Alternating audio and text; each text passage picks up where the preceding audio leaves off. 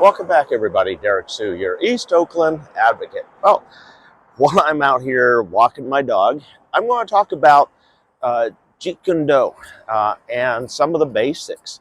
One of the most important basic that you can work on is your stance. And stance is important in the sense that gives you balance and also strength. And then also the most important thing about your stance is that when you're upright and on your feet, you can defend yourself and fight.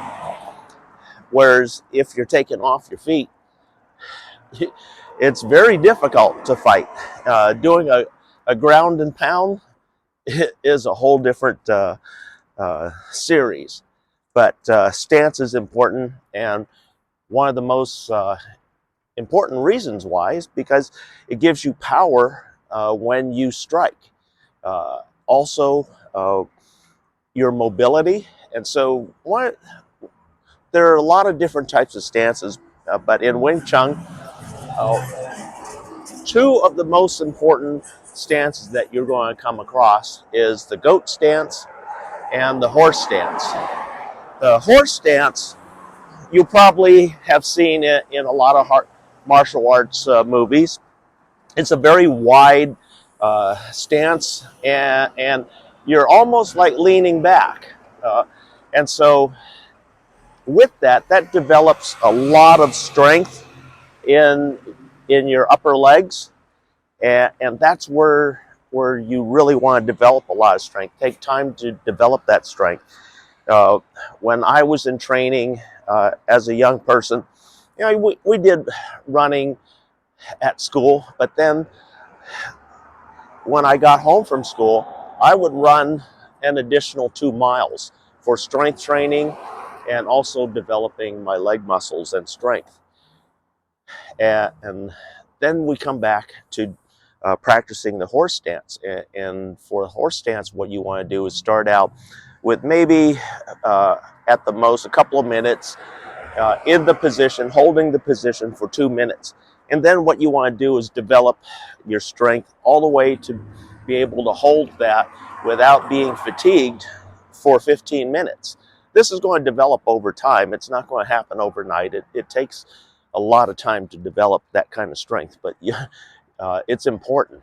Also, it develops the balance that you're going to need, because you're learning your center line of your body and how to balance and to transfer weight and still maintain all of that balance. So anyway, with the horse stance, it's more to develop your lower leg strength than it is for anything else. But it does work on your center line balance, and also it helps you to become more planted on the ground, because with your feet, you should be feeling everything underneath your feet, even through your shoes. Here in America, the American shoes, the tennis shoes, really numb things so that you don't have a lot of feel on your feet. Because I was brought up training with the cloth shoes, the Chinese kung fu shoes that you would see. And in fact, I even wore them when I was in high school at times when I was in my full celebratory Wing Chun fighting outfit. And so one of the basics, the real basics that I use pretty much is the goat stance. And I'm going to show you how to do the goat stance right here real quick. I'm going to turn the camera around so you can see. Okay, we start from a basic standing position like this, and then we're going to put our feet together, and the first thing we're going to do, out, and then push your heels out where your toes are pointed somewhat inboard. This is your basic goat stance. And the reason why we're kind of pigeon-toed here is because when we move forward, we sweep. We sweep. We sweep. When we move forward, we sweep. And then that keeps us from falling down and tripping over things. So you see, that foot positioning is very important.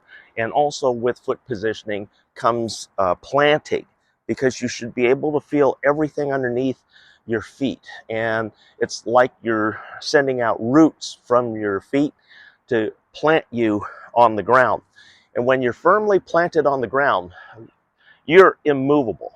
And you want to become immovable by planting your feet with the proper stance. Goat stance, horse stance, and there are a lot of other ones depending on the martial arts that you train with. But these are the two basic ones that I use regularly. And over the course of my life, I've not been taken down by anybody taken off my feet in any kind of engagement. And so that's why having the proper stance is important. Maintaining the proper stance and balance and center line is important. That's part of the basics of your fighting position and your ready position. Also, by planting your feet properly and holding your feet properly, you can't be taken off your feet, period. And over the course of all the years, like I said, I've not been taken off my feet in any engagement. And but yet I take plenty of people off their feet because they're not trained for it. They don't know how to plant their feet. They don't know how to maintain a proper stance. And a lot of people, if you square off with them, they're going to take a standard boxing type stance, which is pretty easy to overcome. And really shifting power from one leg to the other leg, center line, maintaining your center line is important. And these are, your stance is real important, and you need to work on that constantly. Literally, you have to work on it constantly. Building your leg strength through holding horse stance for long periods, building that leg strength, which is real important. And then with the leg strength comes your lower body. So there's a lot to it that comes from practicing horse stance.